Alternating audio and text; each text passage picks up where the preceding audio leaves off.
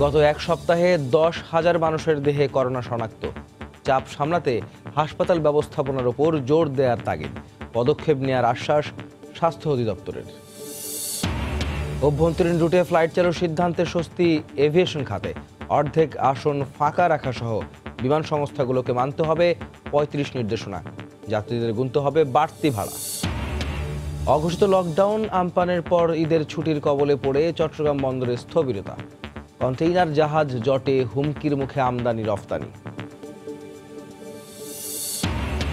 এবং এসএসসি পরীক্ষার ফলাফল প্রকাশের প্রস্তুতি শেষ পর্যায়ে।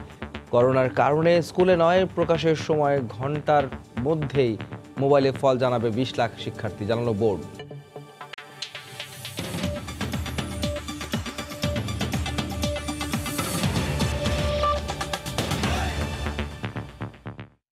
বাংলার সময়ের সঙ্গে আছি আমি আহমেদ সালেহীন। করোনা পরিস্থিতির খবর।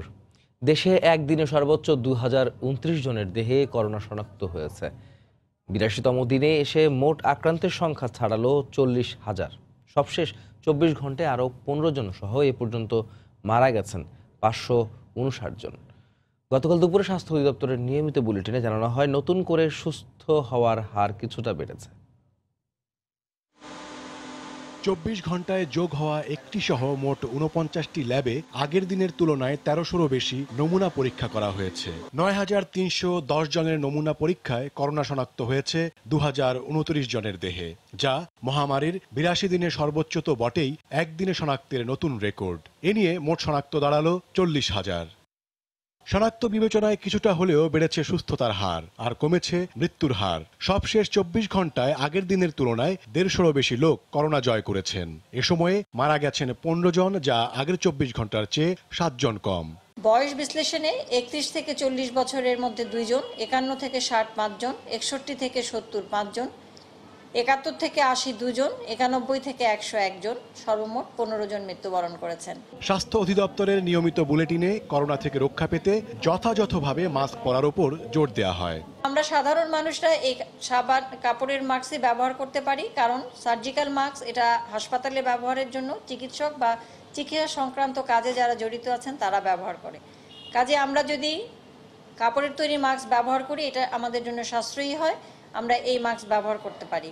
তবে অবশ্যই প্রত্যেককেরই মাস্ক ব্যবহার করা উচিত। ঘরের বাইরে গেলে এটা অত্যাবশ্যক হিসাবে ধরে নিতে হবে এবং মাস্ক পরতে হবে। বুলেটিনে জানানো হয়, নতুন 14 জন সহ হটলাইনে সেবা দিতে প্রস্তুত আছেন 16,201 জন চিকিৎসক। 6,99,000। ওমর ফারুক, সময় সংবাদ, ঢাকা।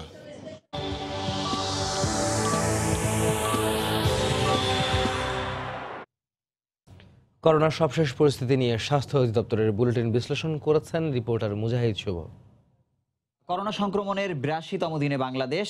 স্বাস্থ্য বুলেটিনের আজকের বিশ্লেষণে জানাবো বাংলাদেশ, দক্ষিণ এশিয়া এবং সারা বিশ্বের খবরাখবর। আমরা প্রথমে যদি জানতে চাই যে 24 ঘন্টায় বাংলাদেশের চিত্র। নমুনা পরীক্ষা হয়েছে শেষ 24 ঘন্টায় 9,310টি। তবে আক্রান্তের হার আজকে সবচেয়ে বেশি, কারণ 2,000 ছাড়িয়েছে। মৃতের সংখ্যা কিন্তু আমরা অন্যদিন অনেক বেশি দেখি, আজকে অনেকটা কমেছে এবং 15তে নেমেছে। এবং সুস্থ হয়েছেন আরো 500 জন, যেটি গতকালের চেয়ে অনেকটা বেশি। আমরা এরপরে যদি জানাই যে 7 দিনের আসলে সংক্রমণের চিত্রটা কিরকম। সর্বোচ্চ আজকে সংক্রমণের হার 21.79%। 22, 23, 24 মে পর্যন্ত একেবারে স্থিতিশীল ছিল, কিন্তু 25 মের পর থেকে আসলে বেড়েছে। এবং এরপরে যে কয়জন মারা গেছেন 15 জন, তাদের বয়স ভিত্তিক বিভাজনটা আসলে কিরকম। এখানে আমরা দেখতে পাচ্ছি যে 31 থেকে 40 বছর পর্যন্ত 2 জন মারা গেছেন। সব থেকে বেশি মারা গেছেন 51 থেকে 60 এবং 61 থেকে 70। এই দুইটি ঘরে আসলে 5 10 জন মারা গেছেন। 71 থেকে 80 বছর বয়সে 2 জন মারা গেছেন। তবে 91 থেকে 100 বছরের মধ্যে একজন আসলে মারা গেছে। এরপরে বিশ্বের 5টি দেশ যেটি সংক্রমণের দিক থেকে সব থেকে বেশি এবং মৃতের হারও যেখানে সব থেকে বেশি। আমরা মার্কিন যুক্তরাষ্ট্রতে আপনারা দেখতে পাচ্ছেন যে সব থেকে বেশি শনাক্ত হয়েছে 17,45,803 জন। একইভাবে কিন্তু সেখানে মৃতের সংখ্যাও ছাড়িয়েছে, দুদিন আগেই ছাড়িয়েছে 1 লাখের বেশি। যুক্তরাজ্য শনাক্তের দিক থেকে পঞ্চম হলেও মৃতের সংখ্যা কিন্তু এখানে অনেক বেশি, দ্বিতীয় সর্বোচ্চ। চতুর্থ স্থানে সংক্রমণের দিক থেকে স্পেন থাকলেও মৃতের হারের দিক থেকে কিন্তু তৃতীয়, কারণ এখানে 27,118 জন মারা গেছেন। সারা বিশ্বের চিত্র দেখালাম এবং বাংলাদেশের যে চিত্র, বাংলাদেশে কিন্তু আমরা 31 তারিখ থেকে আসলে সবকিছু সীমিত আকারে গণপরিবহন সহ সবকিছু খুলে যাচ্ছে, কিন্তু কিন্তু স্বাস্থ্য অধিদপ্তর বারবারই বলেছে যে প্রশাসনের কঠোর অবস্থার পাশাপাশি যদি স্বাস্থ্যবিধি মেনে বাংলাদেশের নাগরিকরা যদি চলাফেরা না করেন তাহলে এই সংক্রমণের হার হয়তো অনেক বেশি বেড়ে যেতে পারে এবং মৃতের সংখ্যাও কিন্তু অনেক বেশি বাড়তে পারে। এই ছিল আজকের বিশ্লেষণের সবশেষ। গেলিনেই 10,000 মানুষের দেহে করোনা ভাইরাস শনাক্ত হয়েছে। রোগীর এই চাপ সামলাতে হাসপাতাল ব্যবস্থাপনা নিয়ে নতুন করে ভাবার তাগিদ দিচ্ছেন বিশেষজ্ঞরা। এমনকি রোগীকে ছাড়পত্র দেওয়ার ক্ষেত্রেও বিশেষ পরিকল্পনা প্রয়োজন বলে মনে করেন তারা। পরিবর্তিত পরিস্থিতি বিবেচনায় পদক্ষেপ নেয়ার আশ্বাস স্বাস্থ্য অধিদপ্তরের। রাশেদ লিমনের রিপোর্ট। কোভিড-19 আক্রান্তের সংখ্যা এখন বাড়ছে হু হু করে। 8 মার্চ প্রথম শনাক্তের পর সংক্রমিতের সংখ্যা 10,000-এ পৌঁছাতে সময় লেগেছে 28 দিন। দ্বিতীয় 10,000 হয়েছে 11 দিনে, আর তৃতীয় 10,000 রোগী মিলেছে 7 দিনেই। এরই মধ্যে বিধিনিষেধ শিথিল হয়ে আসা ইঙ্গিত দিচ্ছে রোগীর চাপ আরও বাড়ার। এই অবস্থায় হাসপাতাল ব্যবস্থাপনা সবচেয়ে জরুরি বলে মনে করেন বিশেষজ্ঞ চিকিৎসকরা। তারা বলছেন সবার আগে নিশ্চিত করতে হবে সাধ্যের মধ্যে সর্বোচ্চ সংখ্যক শয্যা। প্রতিটি হাসপাতালেই থাকতে হবে কোভিড চিকিৎসার সক্ষমতা, আর নিশ্চিত করতে হবে পর্যাপ্ত অক্সিজেন সরবরাহ। প্রধান কন্ট্রোল থাকতে হবে, সেন্ট্রাল কন্ট্রোল, এবং সবাই মনে করবে এটা আমাদের দায়িত্ব, আমাদের কাজ। যেভাবে রোগী বাড়ছে, আমাদের হয়তো বা দেখা যাচ্ছে 20% বা 50% রোগীরা হাসপাতালে ভর্তি হবে। তো সেইভাবে যদি আমরা তুলনামূলকভাবে আগে থেকেই ক্যালকুলেট করে থাকি, তাহলে সেই রোগীগুলিকে আমরা এরকম সেন্টারে দিয়ে খালি অক্সিজেন সাপ্লাই দিয়ে কিন্তু অনেক অনেক অনেক রোগীকে বাঁচানো সম্ভব। সময় মতো যদি অক্সিজেন সাপ্লাইটা পান, তাদেরকে ভেন্টিলেটর দিতে হবে এমন কোনো কথা নেই। শঙ্কা রয়েছে শক্ত হাতে হাল না ধরলে নিয়ন্ত্রণের বাইরে যেতে পারে পরিস্থিতি। হাসপাতাল থেকে রোগী ছেড়ে দেওয়ার প্রক্রিয়া ও নজরদারির আওতায় আনা জরুরি বলে মনে করেন তারা। আমার মনে হয় একটা প্রোটোকল তৈরি করা দরকার, যে ওই ডিসচার্জের সময় 24 ঘন্টা গ্যাপ দিয়ে দুটো নেগেটিভ যদি আসে তারপরে শুধু ডিসচার্জ করছে। কিন্তু এটাতে যে সমস্যাটা হচ্ছে যে রোগী কিন্তু আরো 3-4 দিন এক্সট্রা হাসপাতালে থেকে যাচ্ছে। তো ওটা যদি আমাদের একটা ফ্লো পাথওয়ে করতে হবে। একটা রোগী যখন একদম উপসর্গ ঠিক হয়ে গিয়েছে, ভালো হয়ে গেছে, তখন তাকে ডিসচার্জের একটা রাস্তাও করতে হবে। এদিকে পরিস্থিতি বিবেচনায় সময় উপযোগী পরিকল্পনা সাজানোর দাবি স্বাস্থ্য মন্ত্রণালয়ের। জেলা সদর হাসপাতালগুলো ওখানে ওপেন হবে। দেশের যে ইনস্টিটিউট গুলো আছে বিভিন্ন বিশেষায়িত হাসপাতাল, সেগুলোতেও আলাদা ইউনিট ওপেন হবে। এভাবে অনেক বাড়বে। অক্সিজেন তো বাংলাদেশের একাধিক কোম্পানি সাপ্লাই দিয়ে থাকে, তাদের প্রোডাকশন হয়তো বাড়াতে হবে। এই মুহূর্তে দেশে করোনা শনাক্তের হার প্রায় 20%। রাশেদ লিমন, সময় সংবাদ, ঢাকা। প্রসূতি মায়েদের স্বাস্থ্য সেবার ক্ষেত্রেও বাদ সেধেছে করোনা। হাসপাতাল থেকে হাসপাতাল ঘুরতে ঘুরতে রাস্তার মধ্যেই সন্তানের জন্ম হচ্ছে। সেবা বঞ্চিত হয়ে কখনো মারা যাচ্ছে মা, আবার কখনো সন্তান। জ্বর হলেই সেবা মিলবে না, এমন ভাবনা অমূলক বলছেন চিকিৎসকরা। গাইবান্ধা থেকে হেদায়েতুল ইসলাম বাবুর রিপোর্ট, ছবি তুলেছেন আতাউল হক সাগর। প্রসব বেদনায় ছটফট করলেও শরীরে তাপমাত্রা বেশি থাকায় গাইবান্ধা মা ও শিশু কল্যাণ কেন্দ্র থেকে তাড়িয়ে দেয়া হয় কিসামত বাগচি গ্রামের মোরশেদাকে। টানা দুদিন বিভিন্ন ক্লিনিকে ঘুরেও সেবা মেলেনি। শেষ পর্যন্ত গর্ভেই মারা যায় তার সন্তান। করোনার ভয়ে ওরা আমাকে ছয়নি। দেখো অন্তত আরেকবার দেখেন তো, না আমরা এখানে আর দেখবো না। টাকা বসে নিল, কাজ হলো না। এইভাবে 2 দিন ভরা খুললাম, বাচ্চাটা মারা গেল অবহেলাতে। গত 6 এপ্রিল রাতে মা ও শিশু কল্যাণ কেন্দ্র থেকে বের করে দেওয়ার পর রাস্তায় সন্তান প্রসব করেন এক মা। সবশেষ 25 এপ্রিল রাতে সাদুল্লাপুর উপজেলা স্বাস্থ্য কমপ্লেক্সে ভর্তি না নেয়ায় হাসপাতালের গেটে সন্তান প্রসবের ঘটনা ঘটে। এমন ঘটনা অনাকাঙ্ক্ষিত বলছেন সাবেক এই স্বাস্থ্য কর্মকর্তা। একজন গর্ভবতী মা শুধু জ্বরের কথা বললো আর তাকে আমি দেখবো না, এটা অগ্রহণযোগ্য, এটা কখনোই সমীচীন নয়। এ ব্যাপারে আমাদের আরো সতর্ক বা সচেতন হতে হবে। জ্বর কিংবা সর্দি কাশি থাকলে আগে থেকে প্রসূতি মায়েদের প্রসব পরিকল্পনা করার পরামর্শ সিভিল সার্জনের। যে সমস্ত গর্ভবতী মায়ের জ্বর আছে, কাশি আছে, তাদের কিন্তু আসলে যে জায়গাগুলোতে এই রোগীদের সেবা পাওয়া সহজ, সেখানে যাওয়ার চিন্তাটা আগে করা উচিত, ঠিক বিপদের মুহূর্তে না। জানুয়ারি থেকে মার্চ পর্যন্ত গাইবান্ধা মা ও শিশু কল্যাণ কেন্দ্রে প্রতি মাসে 2 শতাধিক প্রসূতি মা সন্তান প্রসব করেন। এপ্রিল ও মে মাসে সেই সংখ্যা 150-রও নিচে নেমেছে। হেদায়েতুল ইসলাম বাবু, সময় সংবাদ, গাইবান্ধা। আগামী রোববার থেকে সীমিত পরিসরে চালু হচ্ছে যাত্রীবাহী বাস ও লঞ্চ চলাচল। সংশ্লিষ্ট কর্তৃপক্ষ বলছে যাত্রী পরিবহন কঠোরভাবে অনুসরণ করা হবে। স্বাস্থ্যবিধি ও সামাজিক দূরত্ব। ঢাকার প্রবেশপথ গাবতলীতে সারি সারি যানবাহন ঢোকার চিত্র সীমিত পরিসরে সবকিছু খুলে দেওয়ার মাত্র দুদিন আগের। গণপরিবহন চালু হবে 31 মে থেকে। তার আগে ব্যক্তিগত যানবাহন, ভাড়া গাড়ি কিংবা পণ্যবাহী যান যে যেভাবে পারছে রাজধানীতে প্রবেশ করছে। তবে গুনতে হচ্ছে মাত্রা অতিরিক্ত ভাড়া। সিএনজিতে আসছে দৌলতদিয়া থেকে ফেরি পার হয়ে তারপরে যে ট্যাক্সিতে আসছি এখানে। নিয়ম পিছনে 3 জন, আমি 3 জন নিয়ে আসছি আর সামনে একজন 4 জন। অফিস খোলা এখন কি করবো, কোন গাড়ি ঘোড়া নাই, আইতে তো হবে। পেটের দায়ে আমাদের কর্ম করতে হবে, যার প্রকৃতি আমাদের আশা। গণপরিবহন চলাচলের সিদ্ধান্ত হলেও স্বাস্থ্যবিধি মেনে স্বল্প পরিসরে কিভাবে চলবে, ভাড়াই বা কেমন হবে তা এখনো সিদ্ধান্ত হয়নি। আমাদের প্রস্তুতি এখন পর্যন্ত এটা নিয়ে গভর্নমেন্টের সাথে আলোচনা হয়নি, কালকে আলাপ হবে। দীর্ঘ 2.5 মাসের সাধারণ ছুটির পর প্রস্তুতি চলছে লঞ্চ চলাচলেরও। মালিক সমিতি ও বিআইডব্লিউটিএ বলছে যোগাযোগে ভোগান্তি কমাতেই এই উদ্যোগ। স্বাস্থ্যবিধি মানতে পরিবহন করা হবে কম সংখ্যক যাত্রী, এখানেও সমন্বয় হতে পারে ভাড়া। করোনা সংক্রমণ পরিস্থিতিতে আমরা সীমিতভাবে যদি যাত্রী পরিবহন করতে পারি, তাতে লঞ্চের মাধ্যমে যাত্রীরা যদি যাতায়াত করেন তাহলে তাদের দুর্ভোগ অনেক কমবে এবং তারা সহজেই এক স্থান থেকে অন্য স্থানে যাতায়াত করবেন। তবে সমস্ত ধরনের সরকারি যত স্বাস্থ্যবিধি নির্দেশনা আছে তা অবশ্যই আমরা নিশ্চিত করার চেষ্টা করব। যেখানে হয়তো 500 জন যাত্রী আছে সেখানে আমরা 200 জন পরিবহন করব। সেক্ষেত্রে যে পরিবহন খরচটা উঠে আসবে কিনা সেটাও একটা বিষয়। সেক্ষেত্রে আমরা মালিকদের সঙ্গে বসে, শ্রমিকদের সঙ্গে বসে এটা আলোচনা করে আমরা সেই সিদ্ধান্ত নিতে পারি। করোনা সংক্রমণ রোধে গেল 26 মার্চ থেকে দেশব্যাপী সব ধরনের গণপরিবহন চলাচল বন্ধ থাকার 2 মাসেরও বেশি সময় পর শিথিল করা হলো এই নিষেধাজ্ঞা।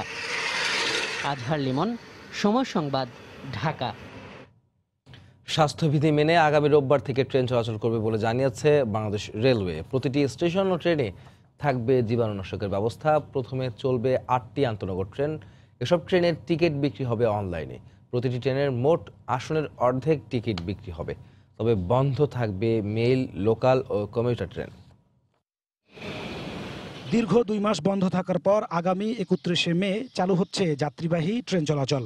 এক্ষেত্রে প্রতিটি স্টেশনে থাকবে জীবাণুনাশক ব্যবস্থা। ট্রেনগুলোতে জীবাণুনাশক স্প্রে করার পাশাপাশি যাত্রী বসানোর ক্ষেত্রে শারীরিক দূরত্ব নিশ্চিত করার কথা জানিয়েছেন Kamalapur rail station manager. Hand gloves এবং মাস্ক ছাড়া কোনো যাত্রীকে প্রবেশ করতে দেয়। তাদেরকে থার্মাল স্ক্যানার থাকবে, যদি তাপমাত্রা বেশি থাকে তাদেরকে ঢুকতে দেওয়া হবে না। হ্যান্ড স্যানিটাইজার থাকবে এবং ভিতরে ঢুকে হাত ধোয়ারও আমরা ব্যবস্থা করব। এছাড়া আন্তনগর ট্রেন সমূহের টিকিট বিক্রি হবে অনলাইনে। আসনের অর্ধেক টিকিট বিক্রি করার পাশাপাশি গুরুত্বপূর্ণ 8টি আন্তনগর ট্রেন ছাড়া বন্ধ থাকবে বাকি সব ট্রেন। বিভিন্ন রুটে ট্রেন কমানোর পাশাপাশি চলবে না মেইল, কমিউটার ও লোকাল ট্রেন। 100% টিকিট অনলাইনে দেওয়া থাকবে। অনলাইনে যেসব যাত্রী টিকিট কাটতে পারবেন না তারা কাউন্টারে টিকিট কাটতে পারবেন। ঊর্ধ্বতন কর্তৃপক্ষ সিদ্ধান্ত নিয়েছেন যে কোনো স্ট্যান্ডিং টিকিট বিক্রি হবে না। 50% টিকিট বিক্রি করে যাতে যাত্রীরা পাশাপাশি বসতে না হয় সেভাবে ব্যবস্থা গ্রহণ করা হবে। প্রাথমিকভাবে 8টা ট্রেন দিয়ে ট্রেন পরিচালনা শুরু হওয়ার আলোচনা হয়েছে। দীর্ঘদিন পড়ে থাকায় রেল লাইন, বগি ও ইঞ্জিন ট্রেন চালানোর আগে ভালোভাবে পরীক্ষা নিরীক্ষার জন্য আরেকটু সময়ের দরকার ছিল বলে জানিয়েছে অনেক রেল কর্মকর্তা। স্বাভাবিক সময়ে সবকটি ট্রেন চালিয়েও প্রতিটি ট্রেনে যাত্রী থাকে কানায় কানায় পূর্ণ। সেক্ষেত্রে সীমিত আকারে ট্রেন চালালে স্বাস্থ্যবিধি কতটা মানা সম্ভব হবে সে নিয়ে সন্দিহান রেল কর্মকর্তারাই। নাজমুস সালেহী, সময় সংবাদ, ঢাকা। 2.5 মাস বন্ধ থাকার পর সীমিত পরিসরে অভ্যন্তরীণ রুটে ফ্লাইট চালুর সিদ্ধান্তে স্বস্তি ফিরেছে দেশের এভিয়েশন খাতে। তবে সামাজিক দূরত্ব নিশ্চিতে উড়োজাহাজের অর্ধেক আসন ফাঁকা রাখা সহ নানা নির্দেশনা মানতে হবে বিমান সংস্থাগুলোকে। এতে যাত্রীদের গুনতে হবে বাড়তি ভাড়া। আপাতত বিভিন্ন দেশ বাংলাদেশ থেকে বিমান চলাচলের নিষেধাজ্ঞা প্রত্যাহার না করা পর্যন্ত আন্তর্জাতিক রুটে ফ্লাইট চালাতে পারবে না বিমান সংস্থাগুলো। বিস্তারিত জানাচ্ছেন হাজারা শৈলী। করোনা ভাইরাসের সংক্রমণ রোধে মার্চের শেষ দিকে চীন ছাড়া সব আন্তর্জাতিক ও অভ্যন্তরীণ রুটে যাত্রীবাহী বিমান চলাচল বন্ধ করে দেয় সিভিল এভিয়েশন। প্রায় 2.5 মাস বন্ধ রাখার পর স্বাস্থ্যবিধি নিশ্চিতের 35টি নির্দেশনা জারি করে ফ্লাইট চালুর উদ্যোগ নিয়েছে সংস্থাটি। নির্দেশনা অনুযায়ী যাত্রীদের বাধ্যতামূলকভাবে পরতে হবে হ্যান্ড গ্লাভস ও মাস্ক। দেহে তাপমাত্রা বেশি থাকলে যাত্রা বাতিল করা হবে। পাশাপাশি সিটে বসানো যাবে না কোনো যাত্রী। ককপিট ও কেবিন ক্রুদেরও পরতে হবে পিপিই। ইতিমধ্যে বিমানবন্দরের প্রতিটি ফটকে জীবাণুনাশক চেম্বার বসানো ও সামাজিক দূরত্ব নিশ্চিতে ফুট মার্কিং এর ব্যবস্থা সহ বিভিন্ন পদক্ষেপ নিয়েছে বিমানবন্দর কর্তৃপক্ষ। এয়ারলাইনের পক্ষ থেকে যাত্রীদেরকে মাস্ক এবং হ্যান্ড গ্লাভস সরবরাহ করতে হবে, হ্যান্ড স্যানিটাইজারের ব্যবস্থা করতে হবে, যাত্রীদেরকে ডিসইনফেকশন ব্যবস্থা করতে হবে এবং এয়ারক্রাফটের ভিতরেও প্রত্যেকটা ফ্লাইটের পরে ইন্টারনাল ডিসইনফেকশন করে সেই ব্যাপারে তাদেরকে কঠোর নির্দেশ দেওয়া হয়েছে। সিভিল এভিয়েশনের নীতিমালা মেনে ফ্লাইট চালুর জন্য প্রস্তুত এয়ারলাইন্সগুলো। নির্দেশনা অনুযায়ী প্রতিবার অবতরণের পর জীবাণু মুক্ত করতে হবে উড়োজাহাজ। এ অবস্থায় পরিচালন ব্যয় বেড়ে যাওয়ায় ভাড়া বাড়ানো ছাড়া কোনো বিকল্প নেই বলে জানিয়েছে এয়ারলাইন্সগুলো। সিভিল এভিয়েশনের নির্দেশনা মেনে আমরা যেটা চালাবো তাতে আমরা সর্বোচ্চ 35 জন যাত্রী নিতে পারবো। আমরা ওই নিচের ফেয়ার টিকিট আর বিক্রি করতে পারবো না। আমরা যেটা ডিসিশন নিয়েছি যে এই অবস্থার জন্য আমরা ভাড়া বাড়াচ্ছি না, আমরা হাইয়ার আরবিটিতে টিকিট বিক্রি করবো। একটা এয়ারলাইন্সের যে অপারেশন কস্ট আছে সেই অপারেশন কস্ট অলমোস্ট একই রকম থাকবে। সেখানে যেহেতু ইনকাম জেনারেটটা কমে যাবে, তো ফেয়ার বেড়ে যাওয়ার সম্ভাবনা প্রচুর। প্রাথমিকভাবে শুধু ঢাকা থেকে চট্টগ্রাম, সিলেট ও সৈয়দপুর রুটে ফ্লাইট চলবে। থার্মাল স্ক্যানার বসানো ও স্বাস্থ্য কর্মকর্তার উপস্থিতি নিশ্চিত হলে পরে অভ্যন্তরীণ বাকি 4টি রুটে ফ্লাইট চালু করা হবে। হাজিরের শিউলি, সময় সংবাদ, ঢাকা। বাংলার সময় আরও থাকছে। পানি উন্নয়ন বোর্ডের সহায়তা না পাওয়ায় ভেস্তে গেছে খুলনার কয়রায় আমপানে ক্ষতিগ্রস্ত বাঁধ মেরামতে স্থানীয়দের উদ্যোগ। তলিয়ে যাচ্ছে একের পর এক গ্রাম। করোনা ভাইরাস সংক্রমণ ঠেকানোর অঘোষিত লকডাউন এবং ঘূর্ণিঝড় আমপানের পর এবার ঈদের ছুটির কবলে পড়ে বিপর্যয় নেমে এসেছে চট্টগ্রাম বন্দরের কার্যক্রমে। নানা জটিলতায় ডেলিভারি ধীর গতির কারণে কোনোভাবেই নিয়ন্ত্রণে আনা যাচ্ছে না কন্টেইনার এবং জাহাজ জট। এতে চরমভাবে হুমকির মুখে পড়েছে দেশের আমদানি রপ্তানি বাণিজ্য। বিস্তারিত জানাচ্ছেন কমল দে। শুরু হয়েছিল করোনা ভাইরাস সংক্রমণ ঠেকানোর অঘোষিত লকডাউনের মধ্য দিয়ে, এরপর যুক্ত হয়েছে ঘূর্ণিঝড় আমপান, আর এবার সর্বশেষ ঈদের বন্ধের জটিলতা, আর এর ফলে বিপর্যস্ত হয়ে পড়ছে চট্টগ্রাম বন্দরের স্বাভাবিক কার্যক্রম। বন্দরের কার্যক্রমে মার্চের শেষ সপ্তাহ থেকে যে ভোগান্তি শুরু হয় গত 2 মাসে তা নিয়ন্ত্রণে আসেনি, বরং একের পর এক জটিলতায় ক্রমশ বেড়ে চলেছে। 26শে মার্চ থেকে সরকারি বন্ধের কারণে এমনিতে ডেলিভারিতে নেমে আসে স্থবিরতা। নানা প্রণোদনা দিয়ে কিছুটা গতি আনার পর ঘূর্ণিঝড় আমপানের কারণে 2 দিন বন্ধ রাখতে হয় বন্দরের কার্যক্রম, আর এখন চলছে ঈদের বন্ধ। এই অবস্থায় বিপর্যয় নেমে আসছে বন্দরে। চট্টগ্রাম বন্দরের জট যেগুলি আছে, জাহাজ জট আছে, এই 5 দিনের কারণে এই জটটি অনেক বেশি হবে। এখন খোলার পরবর্তী পর্যায়ে এই জট কমবে কীভাবে আমি জানি না। স্বাভাবিক নিয়ম অনুযায়ী চট্টগ্রাম বন্দরে আসা কন্টেনারকে 4 দিন এবং জাহাজকে 3 দিন বিনা মাশুলে বন্দরে অবস্থানের সুযোগ দেওয়া হয়। এরপর থেকে জরিমানা গুনতে হয় আমদানিকারকদের। কিন্তু মহামারীর পাশাপাশি প্রাকৃতিক দুর্যোগে বন্দরে আসা জাহাজগুলোকে 8 থেকে 10 দিন পর্যন্ত বাড়তি থাকতে হচ্ছে জেটি কিংবা বহির্নোঙরে। কখন শেষ হবে এটা আসলে এই মুহূর্তে বলাটা আসলে ডিফিকাল্ট হয়ে যায়। তবে আমি মনে করি যদি এই করোনার প্রাদুর্ভাব এবং এটা যদি কন্টিনিউ আরও যদি 15 দিন পরে 30 তারিখের পরেও যদি এটা কন্টিনিউ লকডাউনটা যদি কন্টিনিউ থাকে, সেক্ষেত্রে কন্টেনারের জটটা সেটা অনেক দিন থেকে যাবে। ডেলিভারিতে গতি আনার জন্য ইতিমধ্যে মকুফ করা হয়েছে কন্টেনারের রেস্টুরেন্ট, কিন্তু একের পর এক জটিলতায় কাজে আসছে না বন্দর কর্তৃপক্ষের প্রণোদনার এই কৌশল। রেগুলার ডেলিভারি গেলে যেভাবে নিরসন হতো, ডেলিভারি বন্ধ থাকলে সেটা হবে না। সুতরাং এই জটটাও আমাদের অনেক ভোগাবে। সব মিলিয়ে আমাদের মোটামুটি একটু ভোগান্তি তো হবেই, কারণ এটা ন্যাচারাল ডিজাস্টার, এটার জন্য কিছু করণীয় নেই। তবে সবার সহযোগিতা থাকলে এই সংকট আমরা কাটিয়ে উঠতে পারবো। সবশেষ তথ্য অনুযায়ী চট্টগ্রাম বন্দরে বর্তমানে কন্টেনার রয়েছে 45,000-এর বেশি, জাহাজ রয়েছে 90টি, আর ডেলিভারি নেমে এসেছে অর্ধেকে। কমল দে, সময় সংবাদ, চট্টগ্রাম। 2 মাসের করোনাকালে স্থবির প্রকাশনা খাত। ছাপানো বই সারা দেশে পৌঁছতে না পারা, নতুন বই ছাপাতে না পারা সহ নানা সংকটে এরই মধ্যে ক্ষতি 1000 কোটি টাকা ছাড়িয়েছে। সংকট কাটাতে সরকারের সহায়তা চেয়েছেন সংশ্লিষ্টরা। সেলিয়া সুলতানার আরও একটি রিপোর্ট। ছাপার কল ঘুরলেই লাভ হয় না, কথাটি যখন স্বাভাবিক সময়ের বাস্তবতা, তখন করোনাকালের 2 মাসে ছাপাখানায় স্তূপ হয়ে আছে কাগজে। কোনো কোনো বইয়ের অর্ধেক ছেপে ছাপার কাজ বন্ধ। সারাদিন ব্যস্ত থাকা বাইন্ডিং ঘরও শূন্যতার বাতাস ছড়াচ্ছে। সব মিলে প্রকাশনা খাতে সংকট ছাড়ছে না ভবিষ্যৎ। এই ক্ষতি পোষানো যাবে 2 মাস যাবৎ বন্ধ রয়েছে, তাতে আমরা দেউলিয়ার পথে। সারা বাংলাদেশে যে বইটা আমরা সাপ্লাই দেই সেগুলো আমাদের বন্ধ। আমাদের প্রায় 2000 কোটি টাকার মতন ক্ষতি হয়েছে। করোনাকালে কোনো নতুন বই প্রকাশ হয়নি। অস্থিরতায় ছেদ পড়েছে লেখকের কলমেও। লেখককে লিখতে হলে তার মনটা কিন্তু স্থির রাখতে হয়। তার মনোজগতে যদি তোলপাড় চলে তাহলে লেখক কিন্তু লিখতে পারবেন না। অমর একুশে বইমেলার পর মার্চ ও এপ্রিল এই 2 মাস নতুন বই বাজারজাত করার সময়, যার উপর নির্ভর করে সারা বছরের সৃজনশীল প্রকাশনার অর্থনীতি। কিন্তু গত 2.5 মাস বন্ধ থাকায় পাঠকরা পাননি নতুন বইয়ের গন্ধ। অন্যদিকে প্রকাশনা খাতের সাথে জড়িতরাও গুনছেন বছরব্যাপী হাজার হাজার কোটি টাকার ক্ষতি। আর এই ক্ষতি পোষাতে সরকারের সহযোগিতা প্রয়োজন বলছেন সংশ্লিষ্টরা। এই শিল্পকে যথাযথভাবে আবারও মাথা উঁচু করে দাঁড়ানোর জন্য সরকারের প্রণোদনা খুবই দরকার, না হলে এই শিল্প মুখ থুবড়ে পড়বেন। 2021 ফেব্রুয়ারি বইমেলার পূর্বে সৃজনশীল বইয়ের ব্যবসাটা সচল হবে না।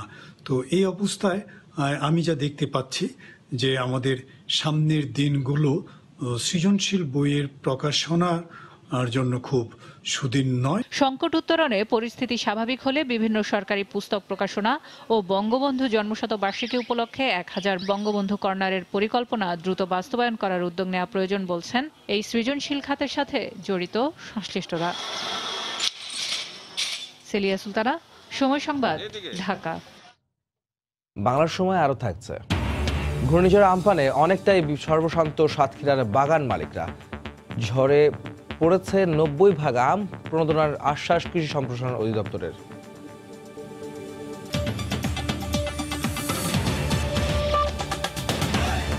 60% পর্যন্ত তেল সাশ্রয়ী 3 লেয়ার বিশিষ্ট বিভিন্ন ডিজাইনের টপার ননস্টিক কুকওয়্যার। রোববার এসএসসি পরীক্ষার ফলাফল প্রকাশের প্রস্তুতি শেষ দিকে। করোনার কারণে চলতি বছর মোবাইল ফোনের মাধ্যমে ফলাফল প্রকাশের অংশ হিসেবে শনিবার তা তুলে দেওয়া হবে রাষ্ট্রীয় মোবাইল অপারেটর টেলিটকের হাতে।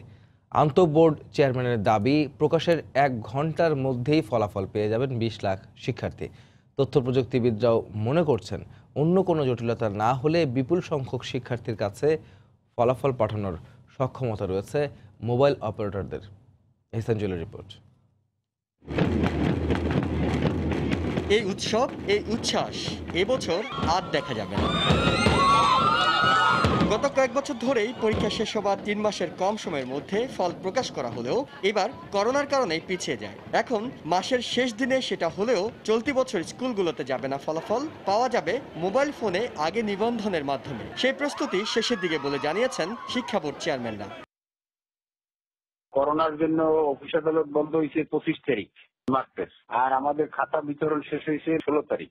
খাতায় একজন পরীক্ষক দেখে, এরপরে একজন নিরীক্ষক নিরীক্ষা করে, তারপরে একজন হেড এক্সামিনার খাতা সে নমুনা স্বরূপ দেখে। তাদের কোনো ব্যতিক্রম হয়নি। টেলিটক পাবে আগের দিন, আমরা তো টেলিটকের কাছে দিয়ে দেবো যে কোনো মোবাইল অপারেটর থেকে ওই শিক্ষার্থী যদি প্রাক রেজিস্ট্রেশন করা থাকে, তাহলে মাননীয় প্রধানমন্ত্রী ফলাফল ঘোষণা করার সাথে সাথে শিক্ষার্থীর কাছে যাওয়া শুরু হয়ে যাবে, কারণ তারা সার্ভারের ক্যাপাসিটি বাড়াইছে। আগের বছরগুলোতে মোবাইল ফোনে ফলাফল পেতে অনেকে ভোগান্তিতে পড়েন। এবার 20 লাখ শিক্ষার্থীর সবাই ফলাফল পাবেন মোবাইল ফোনে নিবন্ধনের মাধ্যমে। বিষয়টিকে সামনে রেখেই তথ্য প্রযুক্তিবিদরা মনে করছেন জটিলতা হওয়ার কথা নয়। গ্রামীণ ফোন বা রবির তো হিউজ ক্যাপাসিটি, আপনার 20 লাখ বড় নাম্বার না, ওদের তো 5 কোটি 7 কোটি গ্রাহক আছে। সরকার যে SMS পাঠায় বা করোনার সময় SMS পাঠাচ্ছে, তো আরো কয়েক কোটিকে পাঠাতে অত সময় লাগে না। আন্তঃশিক্ষা বোর্ডের চেয়ারম্যান মনে করছেন প্রকাশের 1 ঘন্টার মধ্যেই মোবাইল ফোনে ফলাফল পেয়ে যাবেন শিক্ষার্থীরা। কেন্দ্রীয় ওয়েবসাইটে পাবে, বোর্ডের ওয়েবসাইটে পাবে, এটা তো পুরনো আছে। টেলিটকের সাথে আমাদের এরকমই এগ্রিমেন্ট হচ্ছে যে তারা 1 ঘন্টার মধ্যে যারা নিবন্ধন করবে তাদের মধ্যে এটা পৌঁছে দেবে তাদের। প্রতি বছর মোবাইলে ফলাফল পেতে 10 টাকা করে খরচ হলেও এবছর এই ফি নির্ধারণ করা হয়েছে মাত্র 2 টাকা। এহসান জুয়েল, সময় সংবাদ, ঢাকা।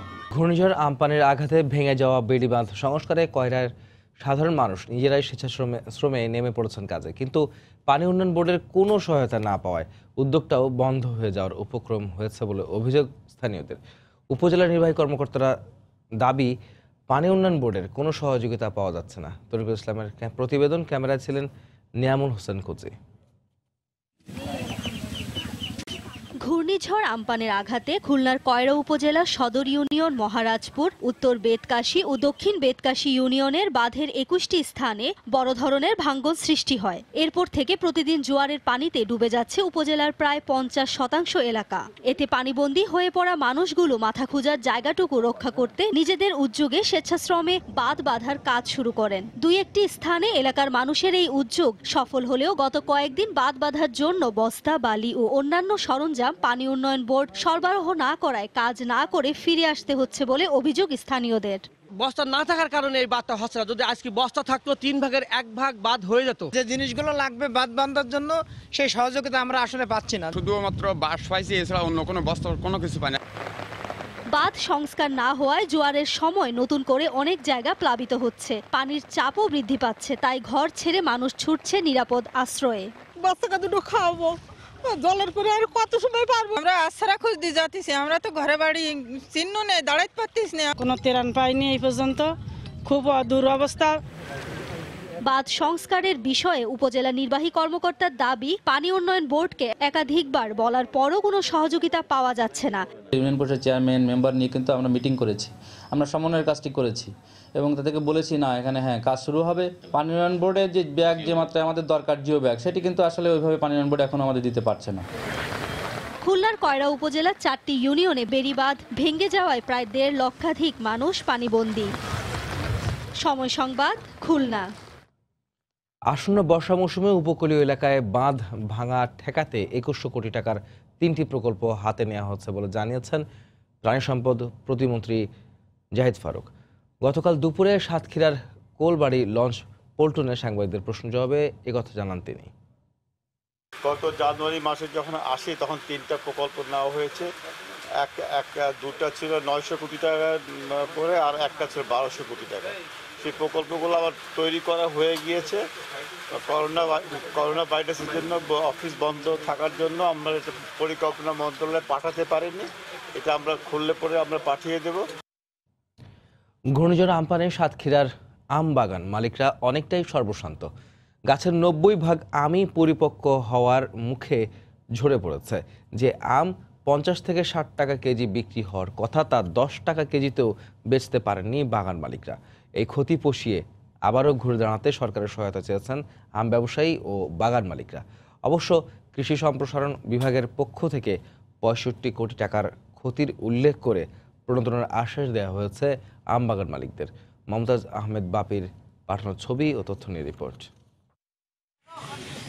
চলতি মৌসুমে জেলার 7টি উপজেলায় আম বাগানের গাছগুলো পরিচর্যা করছিলেন ১৩,০৯৯ জন শ্রমিক। এছাড়াও ব্যক্তি পর্যায়ে আরো কয়েক হাজার বাড়িতে হাজার হাজার গাছে আম ছিল। প্রশাসনের নির্দেশ মতে ৩১শে মে থেকে আম বাজারজাত করার কথা থাকলেও লোকসানের মুখে বাগান মালিকরা।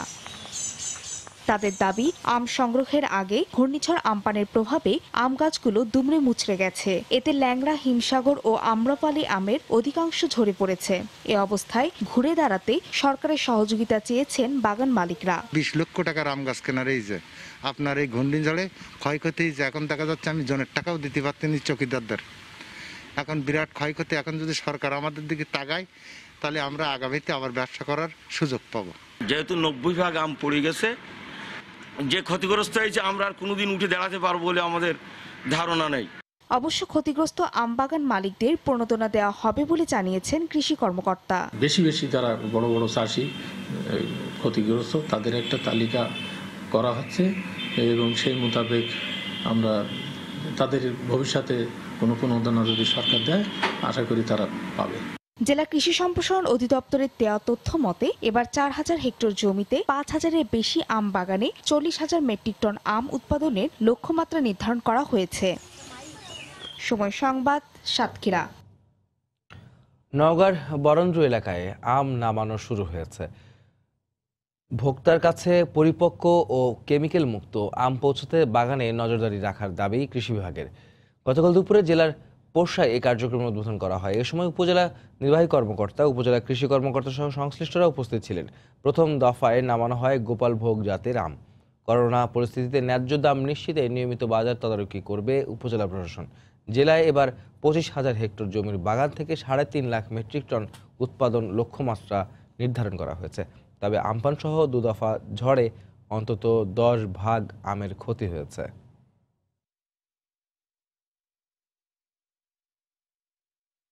তো আমরা উদ্যোগ নিচ্ছি স্থানীয়ভাবে আমাদের এখানে যদি কোনো বাজার সৃষ্টি করা যায়, এই পোরশার আম দেশের বিভিন্ন প্রান্তে যেন সহজে পৌঁছে দেওয়া যায় এই করোনা পরিস্থিতির মধ্যে। সেই জন্য আমরা বিভিন্ন স্টেক হোল্ডার যারা, তাদের সাথে আমরা আলাপ আলোচনা চালিয়ে যাচ্ছি। দেশের বাজেটের সিংহভাগ অর্থই ব্যয় হয় বেতন, ভাতা, পেনশন, সুদসহ বিভিন্ন অনুন্নয়ন খাতে। চলমান করোনা সংকটে ঘোষিত বাজেটে সরকারি কর্মকর্তাদের অপ্রয়োজনীয় ভ্রমণ, আপ্যায়ন, দাপ্তরিক সভার সম্মানী কিংবা স্থায়ী সম্পদ কেনার ক্ষেত্রে খরচ কমানোর পরামর্শ দিয়েছেন অর্থনীতিবিদরা। পরিকল্পনা কমিশন বলছে, প্রতিকূল পরিস্থিতিতে আসছে বাজেটে অর্থের অপচয় রোধে গুরুত্ব দেওয়া হবে। বাড়তি বরাদ্দ থাকবে স্বাস্থ্য, কৃষি, কর্মসংস্থানে। হরিপদ সাহার রিপোর্ট। চলতি অর্থবছরের 5,23,190 কোটি টাকার বাজেটের 59.5% ব্যয় করা হয় সরকারি কর্মকর্তা কর্মচারীদের বেতন, ভাতা, ভর্তুকি, ঋণের সুদ, অবসরপ্রাপ্তদের পেনশনে। অর্থাৎ বাজেটের আকার যত বড় দেখা গেছে তার মাত্র 40.5% বা 2,11,683 কোটি টাকা গেছে সরাসরি জনগণের উন্নয়ন প্রকল্প এবং সেবায়, যার মধ্যে সামাজিক নিরাপত্তা, জনপ্রশাসন, স্বাস্থ্য, কৃষি, শিক্ষা ও তথ্য প্রযুক্তি, স্থানীয় সরকার ও পল্লী উন্নয়ন, পরিবহন ও যোগাযোগ অবকাঠামো, জ্বালানি ও বিদ্যুৎ উল্লেখযোগ্য। করোনা মহামারীতে প্রতিকূল পরিস্থিতির বাস্তবতায় ঘোষণা হতে আসছে অর্থ বছরের বাজেট। তাই অর্থনীতিবিদরা গতানুগতিক বাজেটের ধারণা থেকে বেরিয়ে অর্থের সর্বোচ্চ ব্যবহার এবং জরুরি প্রয়োজনীয় খাতকে গুরুত্ব দেওয়ার পরামর্শ দিচ্ছেন। স্বাস্থ্য, সামাজিক নিরাপত্তা, কৃষি এবং কর্মসংস্থান সৃষ্টি, এই 4টি বিষয়কে সবচেয়ে বেশি গুরুত্ব দেওয়া দরকার। যে প্রকল্পগুলো এই সময়কালে স্বাস্থ্য ঝুঁকির নিরসনের ক্ষেত্রে ভূমিকা রাখতে পারবে, সেটি যাতে এই অর্থ বছরে শেষ করা যায়, সেটি এখানে গুরুত্বপূর্ণ।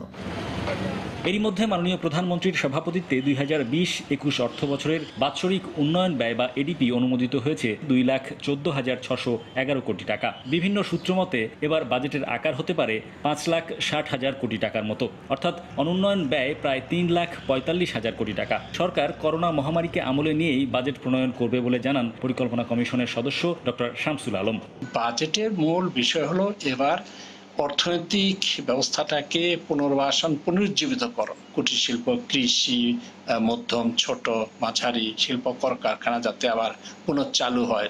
যারা অপ্রাতিষ্ঠানিক খাতে কর্মচ্যুত হচ্ছেন তারা যেন পুনরায় আবার নিয়োগ পেতে পারেন। অভ্যন্তরীণ বাজারে বেশিরভাগ পণ্যের বেচাকেনা কমে যাওয়ার পাশাপাশি করোনার প্রকোপ না কমা পর্যন্ত আমদানি রপ্তানি বাণিজ্যেও চরম মন্দা থাকবে, যা সামগ্রিকভাবে রাজস্ব আয়ে নেতিবাচক প্রভাব ফেলবে। তাই সরকারের বিভিন্ন প্রতিষ্ঠানের পুঞ্জীভূত মুনাফা এখন কাজে লাগানোর পক্ষে মত দিয়েছেন এই অর্থনীতিবিদ।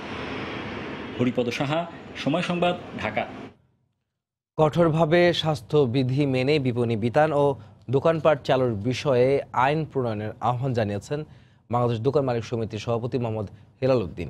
এক্ষেত্রে বিধিনিষেধ না মানলে জরিমানার বিধান করা যেতে পারে বলেও মনে করেন তিনি।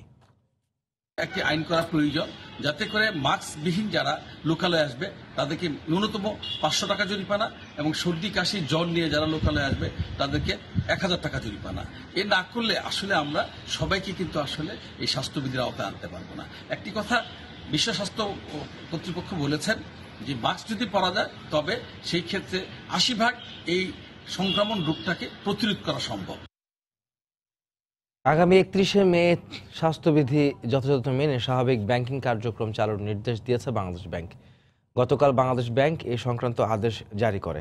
এতে বলা হয়, কেবলমাত্র মাঝারি ও অধিক ঝুঁকিপূর্ণ এলাকায় সকাল 10টা থেকে দুপুর 2টা 30 পর্যন্ত চালু থাকবে লেনদেন। তবে লেনদেন পরবর্তী কার্যক্রমের জন্য 4টা 30 মিনিট পর্যন্ত ব্যাংক খোলা রাখা যাবে। সমুদ্রস্থল ও বিমানবন্দর এলাকায় সপ্তাহে 7 দিন 24 ঘন্টা কার্যক্রম চালু রাখার কথা বলা হয়েছে। বাংলার সময় শীর্ষ সংবাদ জানিয়ে দিচ্ছি আরেকবার। গত এক সপ্তাহে 10,000 মানুষের দেহে করোনা শনাক্ত। চাপ সামলাতে হাসপাতাল ব্যবস্থাপনার উপর জোর দেওয়ার তাগিদ। পদক্ষেপ নেওয়ার আশ্বাস স্বাস্থ্য অধিদপ্তরের। অভ্যন্তরীণ রুটে ফ্লাইট চালুর সিদ্ধান্তে স্বস্তি এভিয়েশন খাতে। অর্ধেক আসন ফাঁকা রাখা সহ বিমান সংস্থাগুলোকে মানতে হবে 35 নির্দেশনা। যাত্রীদের গুনতে হবে বাড়তি খরচ। অঘোষিত লকডাউন, আমপানের পর ঈদের ছুটির কবলে পড়ে চট্টগ্রাম বন্দরে স্থবিরতা। কন্টেইনার জাহাজ জটে, হুমকির মুখে আমদানি রফতানি। এবং এসএসসি পরীক্ষার ফলাফল প্রকাশের প্রস্তুতি শেষ পর্যায়ে। করোনার কারণে স্কুলে নয়, প্রকাশের 1 ঘন্টার মধ্যেই মোবাইলে ফল জানাবে 20 লাখ শিক্ষার্থী, জানালো বোর্ড। এই ছিল বাংলার সময়। যে কোনো খবর পেতে ভিজিট করুন সময়নিউজ.tv। আপনার মোবাইলের সময় সংবাদ দেখতে ও সব খবর পেতে ডাউনলোড করুন সময় অ্যাপ। সঙ্গেই থাকুন সময়ের।